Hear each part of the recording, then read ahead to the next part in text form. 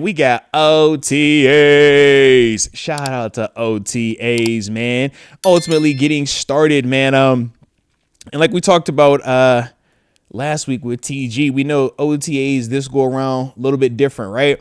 We're used to the full 10 OTA practices, spanning over 3 weeks, but now they have condensed them to just 2 weeks of practice. Excuse me, in that one, man. In terms of 3 practices this week, 3 practices next week, and then from there they will transition into their mandatory veteran mini camp. All right, so a little bit different of an approach this go around. All right. So they are already, like I said, at least now while we are live currently in the moment, they are 2 OTA practices down. They have 4 remaining of the 6. And then from there, like we said, they have the mandatory veteran mini camp portion. So everything that you're seeing right now, all of the reports, this is all voluntary, right? We talk about that. And the reason why I always like to reiterate that is just when I was, during my time frame, it was still voluntary, but it wasn't communicated publicly that it was voluntary. And a lot of times you would see people get shamed or get talked about when they decided to not be here because they wanted to do something else, because it's voluntary. It's not mandatory. Now, we know that, does it help you win a championship, or does it help you get closer to winning the championship if you are here doing OTAs? Yes. But does it mean that you can't have a great season and can't ball out and still can't win a championship if you decided to not pull up to OTAs? That is not what that means. Both of these things can be true. You can come to OTAs or not come to OTAs and still have a great season. All right. So just because we know yesterday with attendance being publicly put out there, not everybody was there. But like I said, it was voluntary. Why are we taking attendance, man? Media, leave me alone. Leave my guys alone. All right. Leave my guys alone. But anywho, man.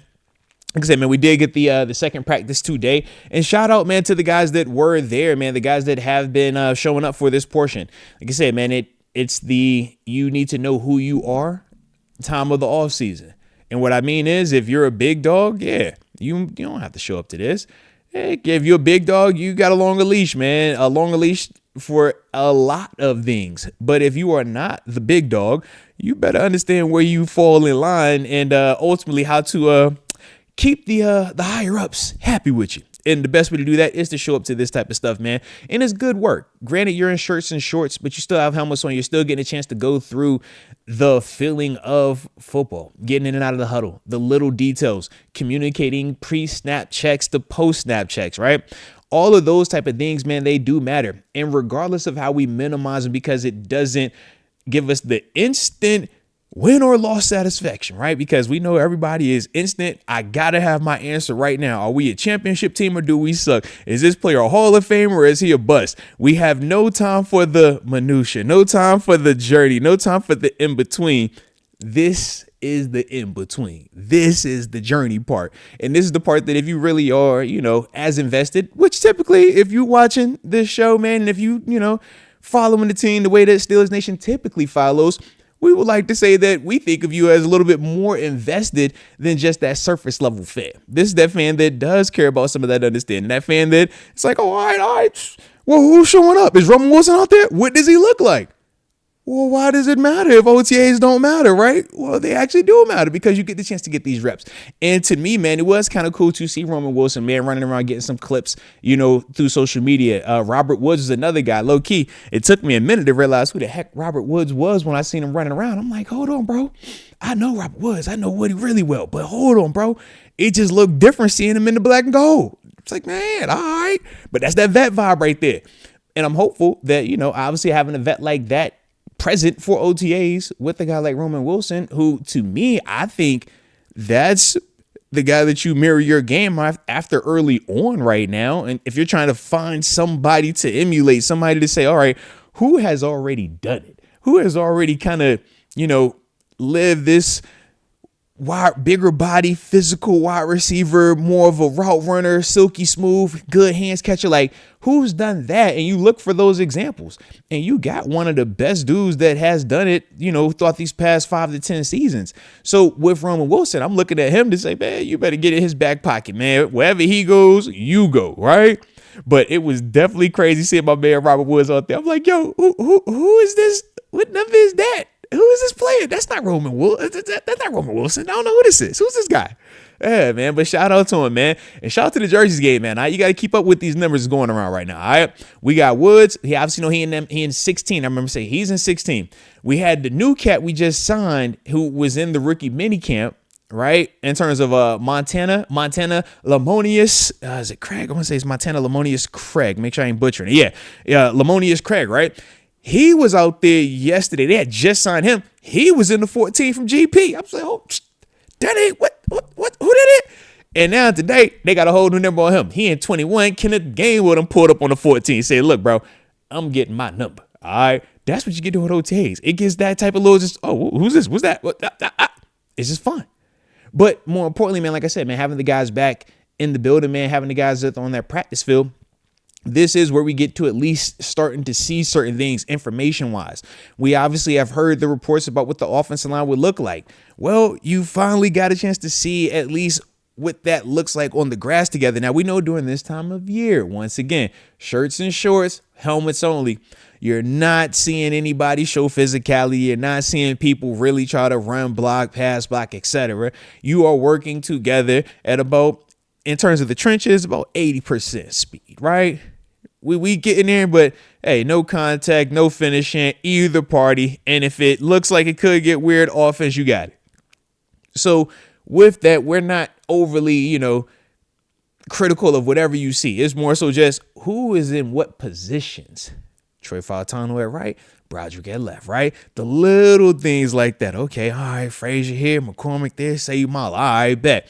Those are the type of things that you want to see. Those are the type of things from my perspective that gives you this time of year. It also allows those guys to get close because as we've also talked about, man, those dudes, they don't operate the same way like us as defenders, man, or even skill position guys where it's as individuals a little bit, man. Offense line, it's a unit. It is completely, we go as the group goes. You can't have a great game and that guy gave up 4 sacks because as a whole, offense line was trash. That's how we talk about it. Can't be the best run blocker, but your running back isn't getting 150 yards a game, man, isn't cooking folk, man. We just like, yo, man, he get hit in the backfield every time. It's just hard to sell. Oh, that guy's nice, but everybody else isn't. So that's the part where I look at that group as a whole and they know they got to be close. They got to be willing to, ride for each other in a way that regardless of what the public or media or anybody is going to have to say about them, man, they're still going to be able to show that they belong and show that they're sticking with each other, man, through it all. And that's the type of group that we have on paper the foundation for. You see the resources, man. You see the resources. So I'm like, come on, baby.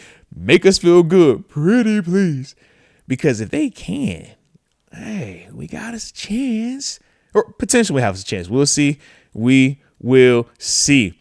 But like I said, man, I'm liking the fact that, the boys are back in town. That's what they call it, right? The boys are back in town. The boys. Yeah. And y'all let me know in the comment section. Have y'all seen my man Mason Rudolph got the stash? How y'all feeling about the stash, man? It's Arthur Smith-ish, right? I've seen some people call it the little 70s porn star joint. You know what I mean? Y'all let me know how y'all feel about my man Mason Rudolph and the nice mustache, man. I say, yo, if you trying to make a statement, if you wanted to pull up and get some attention, that's the look.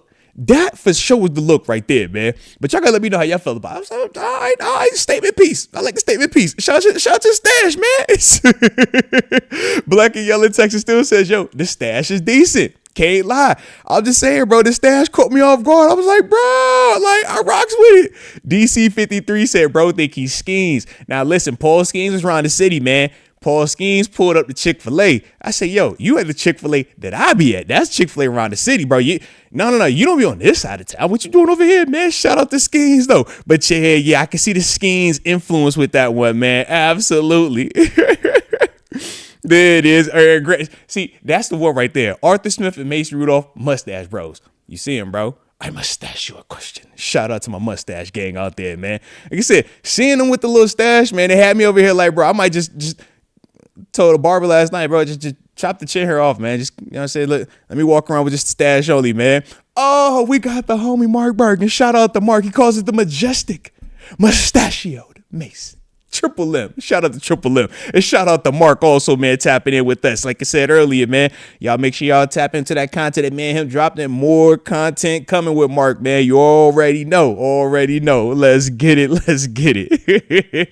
My man. Oh, here we go, Eric Grant. The Super Mario Brothers base. He definitely has the Mario. Arthur Smith is a Luigi with it. You know, I like my Arthurs, though, all right? I like the walk around with the staff. I'm telling you, man. If I had the patience, I would just grow it out just for a show, just for one of them. But my problem is, like, I don't want to deal with it for the rest of the time. All right. And yeah, I feel like it might take too long for mine to get all the way back. All right. But shout out to them boys, man. Shout out to the Mustache Gang, man. All right. Let's get it. And like I said, man, if y'all enjoying what we on today, man, don't forget to hit the like button and subscribe if you are new to the channel.